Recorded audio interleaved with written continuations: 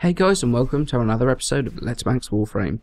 Today we're going to be taking a look at the weapon of a silent assassin, a killer in the shadows, the bow belonging to the stalker, the Dread.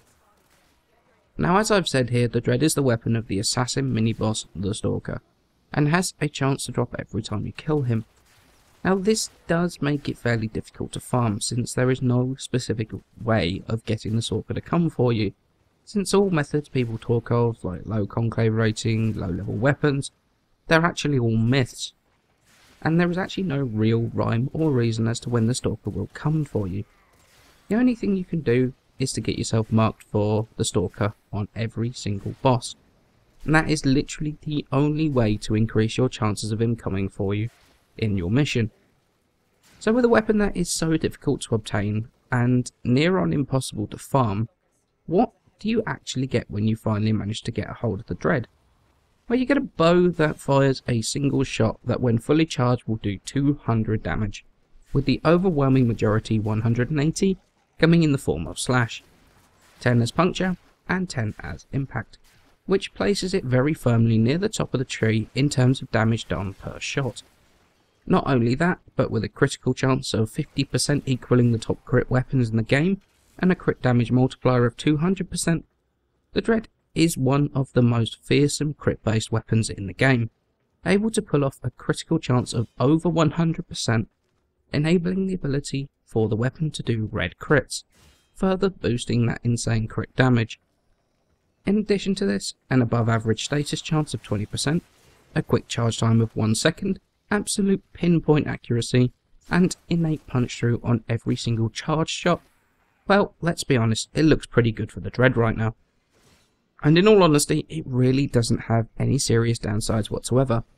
The one major downside to the bows in general, and this isn't just specific to the Dread, is that they are pretty much completely ineffective against the Nullify No Fun Police.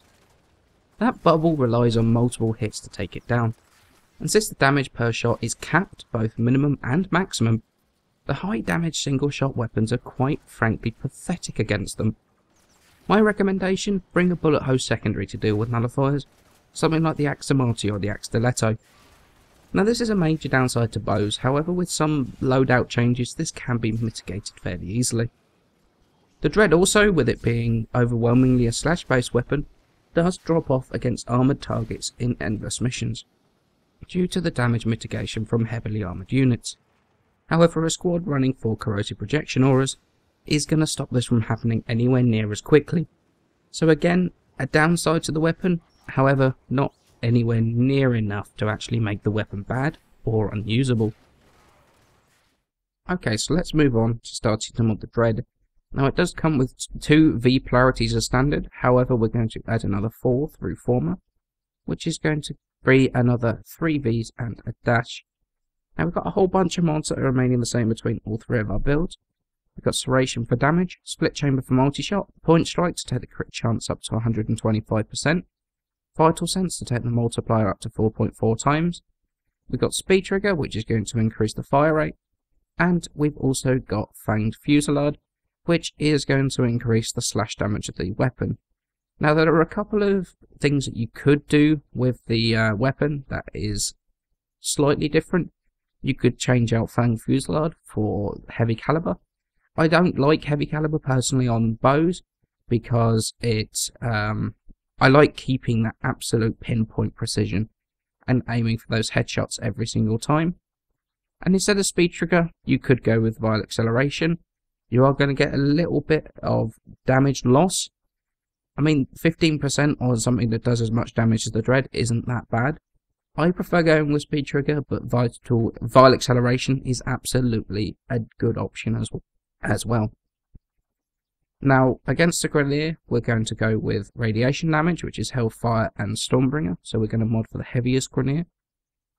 Against Corpus, we're going to mod sort of for the shielded units, so we're going to go with Cryo Rounds and Stormbringer, to bring up magnetic damage. And in the Void, we're going to go with Corrosive with Infected Clip and Stormbringer. Now, if you're running Corrosive Projection, you can swap out the Stormbringer for Cryo Rounds to bring up viral damage, and that will do very well against those Grenier based units in the Void as well. So the Dread. Is it worth the time, effort and resources invested into maxing it? And of course it's absolutely worth it. If you ignore the difficulty of actually farming the weapon, if you love bows, you're going to absolutely love the Dread. It looks incredible, sounds incredible, and hits like an absolute truck. I'd go so far to say it's actually one of the most fun weapons to use in the game, and it's insanely rewarding if you do hit the target every time. Now there are very few weapons in the game that can match the Dread hit for hit. That mix of damage, accuracy, and not only that, the ability to either cut enemies in half, or even pin them to walls. What's not to like about the Dread? If you're looking for a weapon with high slash damage, to cut enemies in half to try and maximise Desecrate from Necros, then this is definitely a weapon you should check out. As I've said this before in many videos, I absolutely love weapons that require that degree of accuracy to absolutely maximise. And leading targets, lining up multiple targets, that tactical thinking that is required when using a bow to try and maximise the damage output from it, is some of the most interesting gameplay for me in the game. Now I do have to say that realistically, the bows are more solo based weapons rather than a team one, purely because while you do hit like a truck and kill multiple enemies at once, you are still unlikely to be able to keep up with the Soma Primes, the Bolter Primes. They kill so well and so quickly, so efficiently, that if you're running with them, actually getting the kills might be difficult. Solo, however, there is nothing better on a stealth run, and Stealth 2.0, Spy 2.0 with the Dread is so much fun.